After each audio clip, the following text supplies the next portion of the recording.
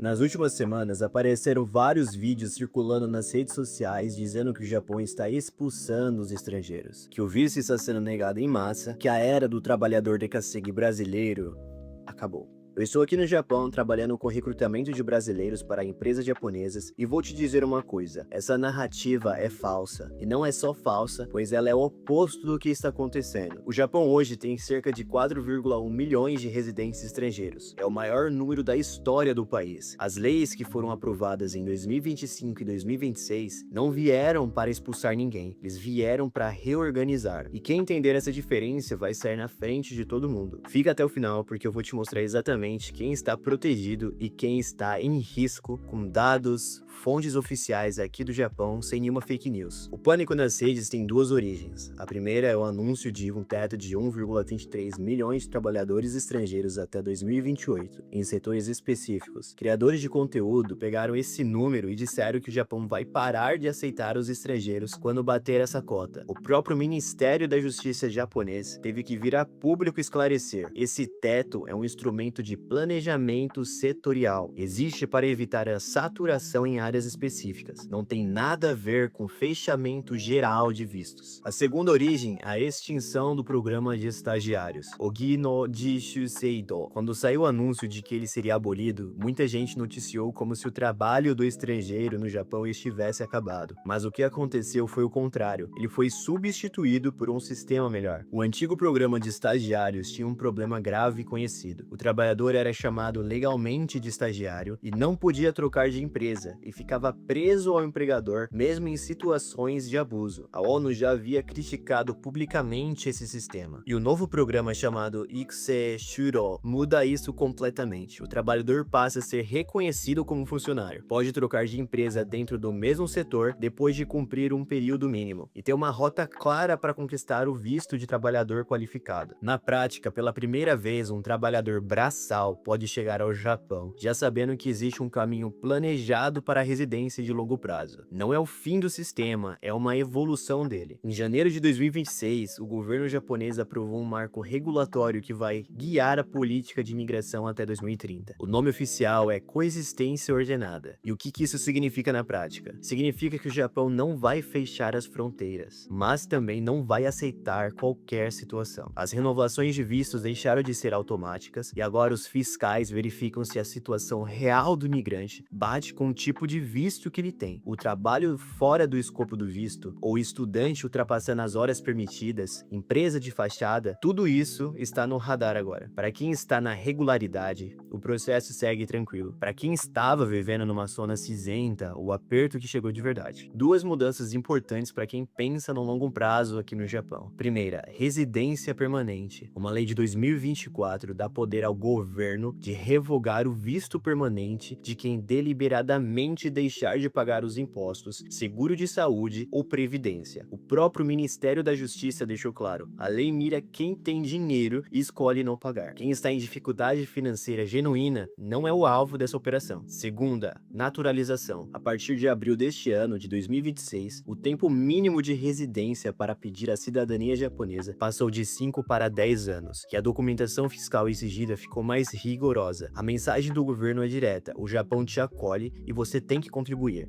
É uma via de mão dupla. Vou ser direto aqui, porque é o que mais importa para quem está assistindo esse vídeo. Quem que está protegido? Quem trabalha formalmente no emprego que consta no visto, paga o seu imposto em dia e tem o seguro de saúde ativo e previdência em dia. Para esse perfil, as mudanças de 2026 são neutras ou até positivas. Também estão posicionados os trabalhadores em transição do sistema antigo para o Ikuse Shuro, especialmente quem está estudando o idioma japonês e buscando uma certificação técnica. E um grupo que agora ganhou muito mais com essas novas regras é os Yonseis, os descendentes de quarta geração. As restrições foram removidas e agora podem trabalhar em qualquer setor e trazer cônjuge de filho desde a chegada. Quem está em risco? Quem tem residência permanente e parou de pagar as suas obrigações fiscais, achando que o visto era intocável. Quem está trabalhando fora do escopo tempo, ou seja, o estudante que veio para o Japão e passa das 28 horas semanais, ou ter um visto de dependente com atividade remunerada irregular, e também quem usou a empresa de fachada para o visto de Business Manager, com os antigos 5 milhões de ienes. Agora o piso é de 30 milhões de ienes. O Japão tem cerca de 123 milhões de habitantes envelhecendo, e depende estruturalmente de mão de obra estrangeira para manter a economia funcionando. Ele não vai expulsar os trabalhadores, ele está mudando o filtro. A era do que você entrou e vai resolver depois, ou fazer o jeitinho brasileiro que acabou.